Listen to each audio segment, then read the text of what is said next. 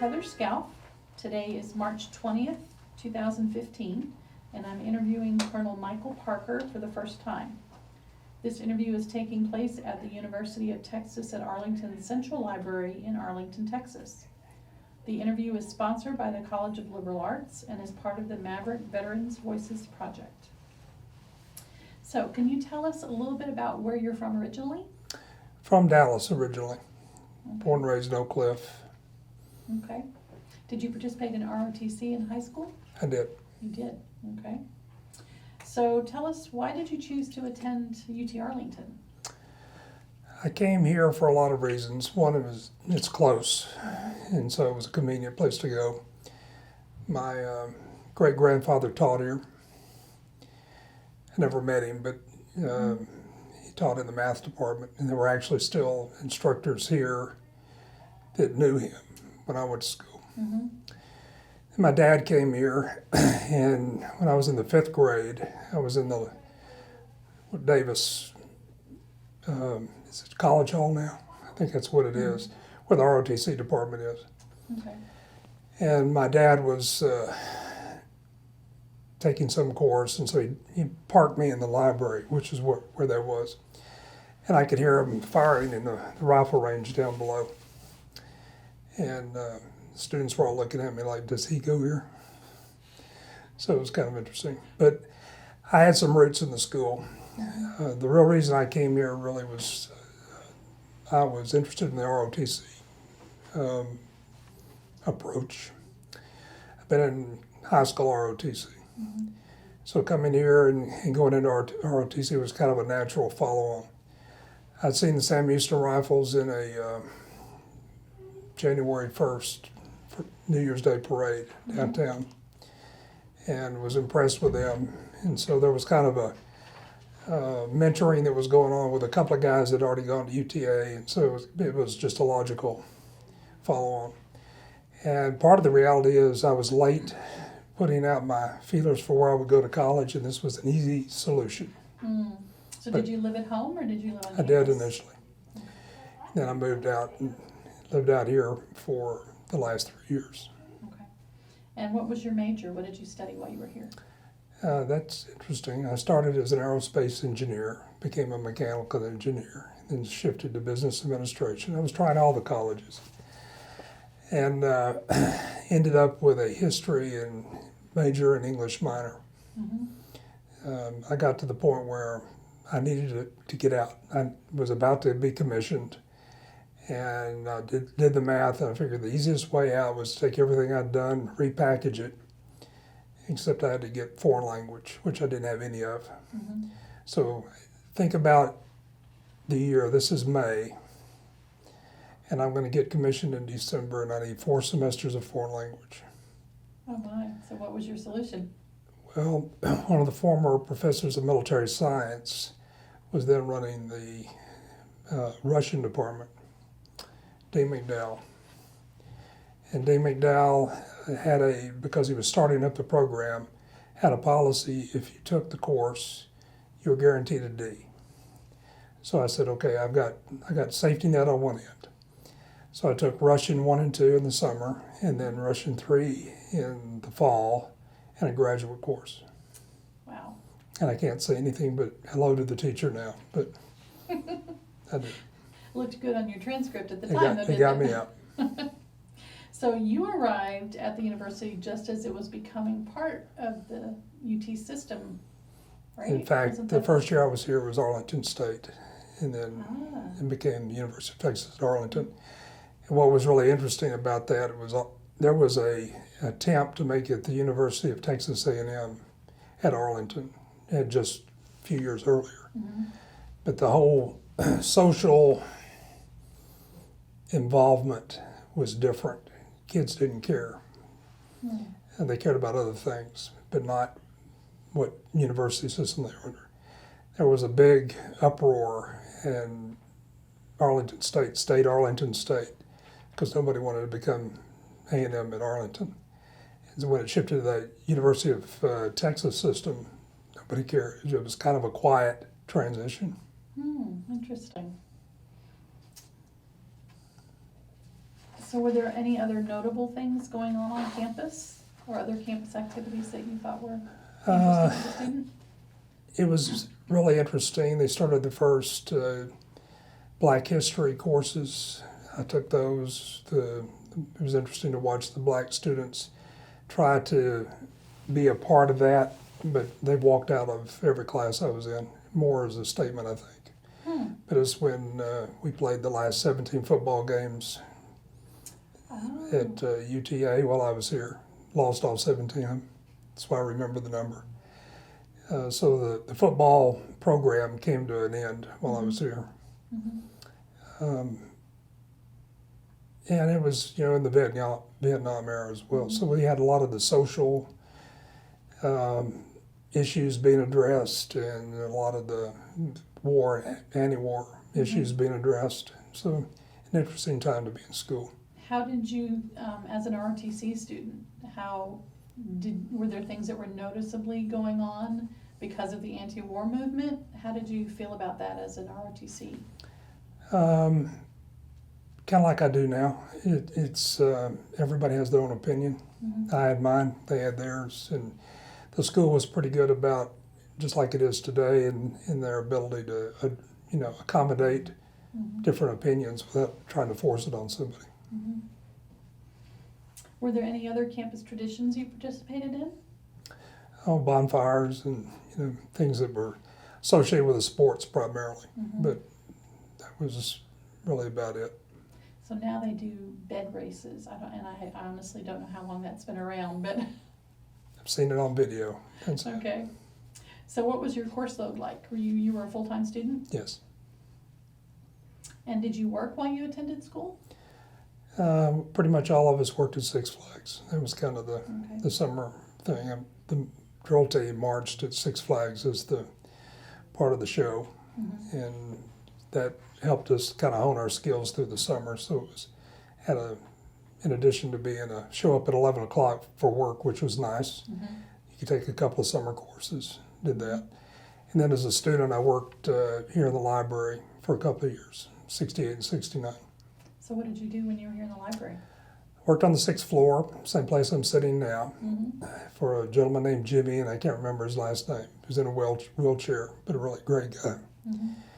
And it was the audiovisual section. And we did a lot of things to support audiovisual requirements throughout the library and for teachers, that kind of thing. But in between all of those, I would take LP, particularly classical music, and transition them from the LP to the new technology of tape. So that's what I was doing. Reel to reel, or? It was reel to reel. Reel to reel. Interesting. So were there any professors who significantly influenced you or who are particularly memorable? The professor of military science that I began to work with about my second year here was Jude Shea.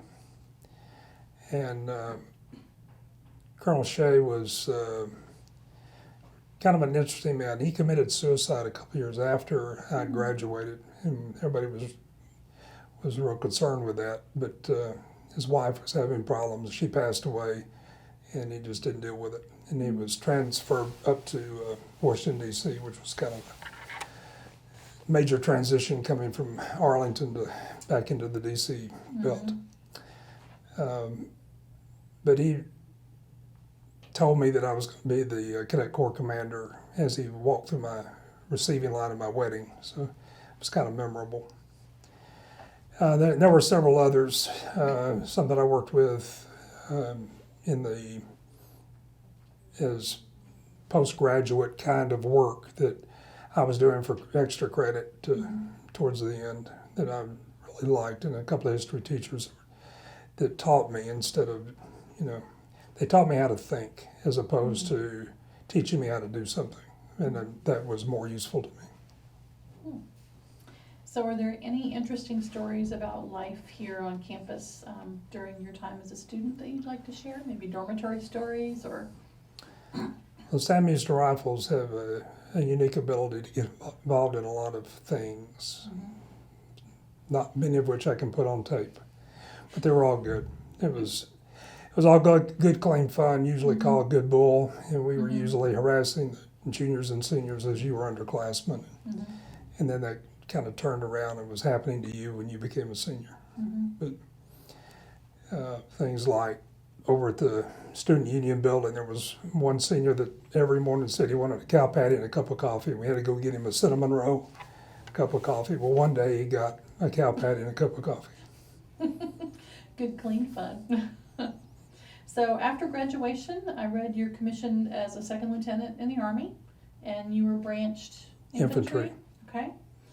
So did you attend boot camp or officer basic course? It's an or- officer basic course Okay. at Fort Benning, Georgia.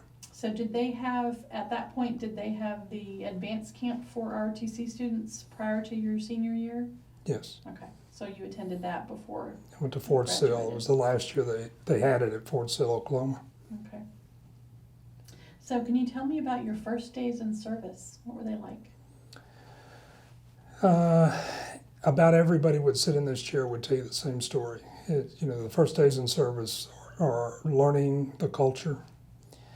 The school was good, and then, they gave you the technical background you needed. Mm-hmm. Then I went from there to jump school, and so we were, learning how to jump out of airplanes, but it actually built you up physically, which was good because the next thing was Ranger School, and that tore you down physically. Mm-hmm. But the combination of the academics through the basic course and then the jump school, they kind of made you unique in your own mind if nobody else's. And then Ranger School was a good way to start. Lieutenant time is lieutenant time. It's, you're the new guy. It's like, welcome to the Army. Everybody's been in the Army longer than you, but now you're in charge of them.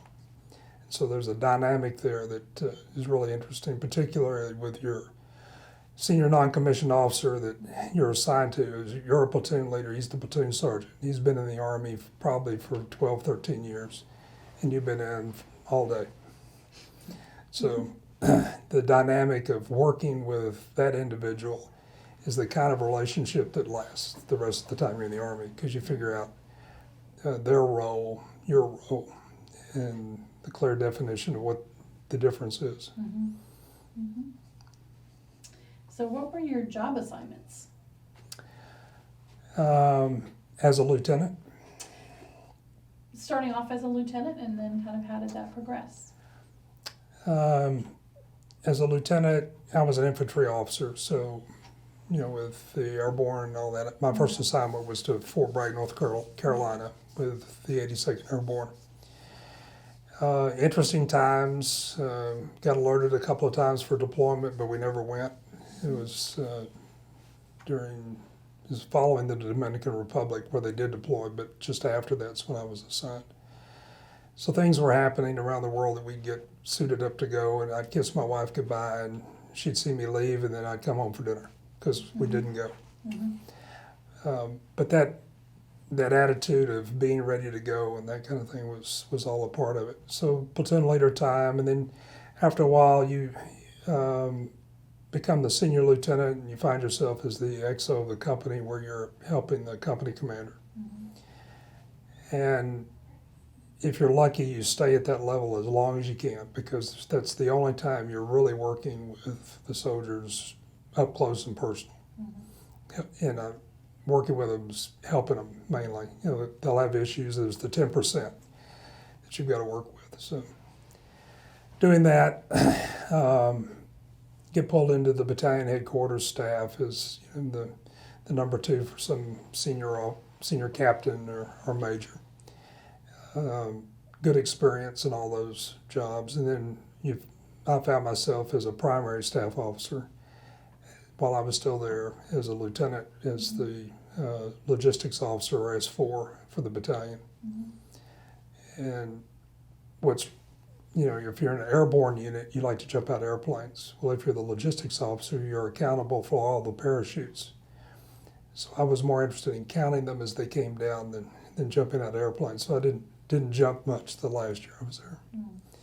And then was pulled up to brigade and worked on the brigade staff, kind of in that same assistant role. From there, I was sent to Fort Knox, Kentucky, as the Armor Advanced Course. So all of my lieutenant time, every bit of it, was at Fort Bragg. Interesting time. Vietnam's winding down. It's 72, 73. There were issues in the Army with guys coming back that with the drug issues from Vietnam, and all those things were going on in the Army. So the Army was struggling as an institution. Fort Bragg was kind of unique because the group there was a little more elite, at least in their own minds. If you had jump boots on, you thought you could whip anybody downtown, which was one of my stories to all the troops. Don't think because you got jump boots you're going to win the fight. But it was a little more elite, and the discipline of the organization was better. So I didn't experience a lot of the problems that were in the Army. I saw evidence of them, but I didn't have to live too much of them. But going to Fort Knox, Kentucky for the advanced course was another culture shock. I literally, as I got my request for orders, my orders out of the mailbox, and was walking back to the house, I went to my knees because I was shocked that I was being sent to the Armor Advanced Course, because all I've done is walk and jump out of airplanes. And now I'm going to kind of the center of maintenance and heavy equipment. And so it was a major culture shock for me to go there. But it was a good experience to learn the other side of the mechanized force, which is really what the majority of the Army is. So you start to blend the technical side of what you're learning at Fort Knox and that part with a real focus on individuals and leadership that you learned as a light infantryman. And it's a good marriage of a couple of skills. And then ended up at next assignment was at Fort Carson, Colorado, and was assigned to the 4th Infantry Division there. Initially to the division, and they made me again the G4 logistics maintenance officer for the entire division. And I'm going, I can't understand an Army that takes a light infantry guy and makes him the maintenance officer for the mechanized division. But I looked for the skills and technical ability around me, and had some good warrant officers that really took care of that business, and they learned a lot. And then became a company commander in a battalion, and then the battalion S3, so I was doing the operations for the battalion. Again, good assignments, a little ahead of my time, but the operations officer position is usually reserved for a major, and I was really kind of a junior captain at that point. The Army has 3 branch qualifying jobs, and you're lucky to get one of them as a major. And I ended up with all 3 of them, so it was kind of unique. I left there, and where did I go? I went to the Army Logistics Management College, ALMAC, at Fort Lee, Virginia. In the time I was in, at that point, the Army was trying to balance the assignment of officers in a primary and a secondary skill. Because of my assignments, my secondary became logistics, because that's what I was doing. And their purpose for doing that is the pyramid for infantry officers looks like a pyramid. They need a whole lot of junior guys, and then they taper up to a general. In logistics, it works the other way. There are very few requirements for lieutenants, but then they have a lot of requirements at the lieutenant colonel and colonel level. So their pyramid's upside down, and they put the two together. And people would transition between assignments between logistics and infantry. So I did that for probably 3/4 of my career. And then they changed the rules, but that's okay. It's the Army, that happens, right? So you were deployed during Desert Shield, Desert Storm? I was. After an assignment in Germany, I came back to Fort Hood, Texas, and was assigned to the 2nd Armored Division there. And the division was actually taken out of the inventory and closed up. And they were going to move me somewhere else. And the Corps commander, Tom Graves, was able to there were about 3 of us in that boat who were supposed to take commands of battalions at Fort Hood. And he weighed in, and I took command of 1st Battalion, 5th Cavalry in 1st Cav Division. And I took command early summer of '90, and we were alerted for Desert Shield at that time in August of '90. Really the highlight of my career was working with that group of guys, because I'm back down again at the level I wanted to be, not working at division, and able to kind of build a team. One of the problems the Army has in readiness that they don't talk a lot about is the changing of people that occurs constantly. You don't have the same team any 2 days in a row, because people are leaving, people are coming. But as soon as we got into the get ready to go to Desert Storm time frame, they stopped all movement. And so the team that you had was the team you're going to go fight with and come home with. And so the training was much more effective because you trained as a team, and that was the same team you're going to be fighting with. So we were alerted in August, September, and then again in October at our payday formation at the end of the month. I said, this is the last payday you'll have in the United States. But none of them were. So it was November we actually had everybody deployed. All that was based on shipping and getting the equipment out. I don't know if you remember back then, but all of our green equipment got painted desert color. It was difficult to paint an entire division's worth of tanks and Bradleys. So we decided to paint it ourselves. In the first iteration, I was the first one to get them all painted, and they were all Pepto-Bismol pink. So I had them repainted. Needless to say. So you deployed to Kuwait? We deployed it into Saudi Arabia. Into Saudi Arabia, okay. And spent about 2 or 3 days there at port, and then we're immediately out to the desert because it was safer to get it away from the port and into an assembly area out there. And spent, again, another several months working on the skills that we thought we were going to need, breaching, enemy trenches and, oil pipelines and all this stuff. We were working on all those issues. But the team really, became close in that environment where you're out in the desert, there's no distractions. And so several months of that is useful. What wasn't useful is having a division staff guy like I used to be, some captain, rolls into my headquarters and shows me a copy of some plans for barracks and says, what do you think of these barracks if we have to stay here? And I threw him out because everybody in the battalion knew the only way home was north, and we were ready to go. So what was most memorable about your experience there? We were the lead battalion in a brigade that was the lead brigade in the division. And literally, as I was in my Bradley fighting vehicle looking out, I could see about 3 Bradleys in front of me.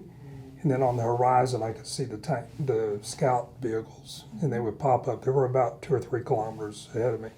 And I would occasionally see one of them pop up and down. And I would turn around in my turret, and as far as I could see from horizon to horizon, and as deep as I could see, was the rest of the brigade.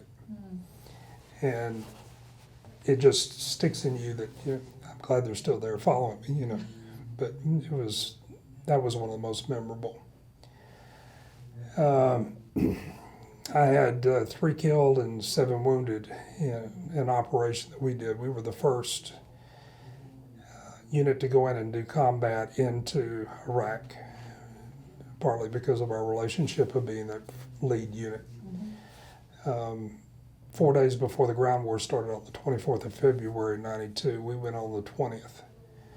And our real objective was to elicit a response to see what the mental attitude and the ability of the force was, and also convince them that we were coming up. There was a wadi that runs directly between Iraq and Kuwait, and we were indicating to the enemy that that's where we were going to go.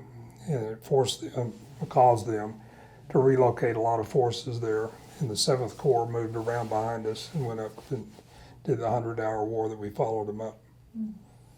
But the memorable part of it's all people, and some of that you don't want to sit here and talk about the people, the holding the hands and the hospital and all those issues. Those are the things you really remember. But the building of a team that still gets together, having the shared miseries and the shared loves, victories, that's what you remember. So you also had a tour in South Korea? I did. Did your family accompany you on that tour? They did. I went over a few months ahead of time. They housed me. They were getting my quarters ready for the family to come and all that, so they delayed them a little bit in them actually coming. I was assigned to the G3 as the training officer there in Korea, which was a very unique experience. But their initial assignment of quarters, they put me in some temporary billets, and I saw hanging on the wall when I walked in that they were having a get-together, everybody brings something kind of thing. So I'm the new guy, I don't know much, and I haven't stocked up the kitchen, so I grabbed a couple of bags of chips and I showed up. They had stuck me in the housing of all the English and math teachers at the Dodge School. It's all female. It's just me and 20 or 30 women, but I got my potato chips. But we got the family just a few months later. In fact, my daughter graduated from high school in Seoul American High. It was very interesting. The assignment itself was one of the most rewarding ones I had, because now as a colonel, I'm able to get some things done, and there were things that needed to be done. Korea has a reputation because it's a one-year assignment that just rolls over. Whatever problem you had, you can pass that on to the next guy. Well, they've done that for 40 years when I got there.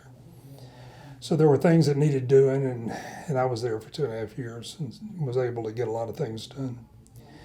And it was interesting that all of the leadership, senior leadership that I'd been in the 1st Cav Division with in Desert Storm had ended up in Korea at the same time. The division commander was now the 4-star commander in Korea. My brigade commander was his chief of staff or deputy, and he was the 8th Army 3-star commander. And I became the G3 of 8th Army as a follow-on part of that. And they would just look at me, and I would know what they're thinking, because we fought together, and it was that kind of a thing. And we'd be in meetings, and somebody would say something that to some people would be no big thing, but I know he had just pushed a button for the boss. And I would look at the boss and say, "Sir, I got this. I'll take care of it." It was things like, my boss said in Vietnam it had a soldier or a Vietnamese shoot him point blank in the head, and the helmet saved his life because the bullet went in and went around the inside of the helmet. And so he demanded that every soldier in his outfit wear their helmets, always. And so it would come up, somebody says, "We're not wearing helmets, we're wearing soft caps." And "Sir, I got this, I'll take care of it." "We're wearing helmets, I got this." But it was a really good assignment, got a lot of things done that needed to be done, and felt like I'd contributed to the Army. So you mentioned that your daughter graduated from high school there. What do you think, or do you know, were the things that they took from growing up with you in the military? Well, the kids it's kind of unique for them. They're going to Germany and Korea and places like that. The 2 boys and my daughter were all in school in Germany, and they went places like Berlin and Italy and I didn't get to go. I've never been to some of those places, but they would travel, with the soccer team or whatever. So their perspective of those kinds of parts of the world, they've already got that in their hip pocket, and it's not something they strive to do. It's something they've already done. South Korea was kind of the same way, but I see it manifest in things like my oldest son and his wife moved back to Killeen, where I live, to raise their kids because they wanted to be in a military diverse community. Didn't like the segregation that just naturally occurred in places in Dallas where they were living. So they wanted their kids to, they don't want the Army. Mm-hmm. That wasn't them. Mm-hmm. But they did want some of the things that they knew were of value raising kids. Interesting. So when did your service end? September 2001, right Okay. before 9/11. Right before 9/11. Okay. So you retired from the military, and And- what have you been doing since then? When I initially retired, in fact, as you're retiring, you've got 2 or 3 months of leave built up, and so you go into this period where you're still getting a paycheck, but you're got some time to look around. Mm-hmm. I was asked to come in and talk to them about running a university system that was moving in there as a part of the Tarleton University Mhm. system. And I hadn't really considered it, but I went ahead and went through the interview process and all that. And well, they hired an educator. Big surprise. So another one they wanted me to do, they said, we're looking for a manager. We don't want an engineer. We want a manager for our water department, the water department in Killeen. And so I did, and they hired an engineer who was also a good manager. So I thought about it a minute. I said, you need to do what you know.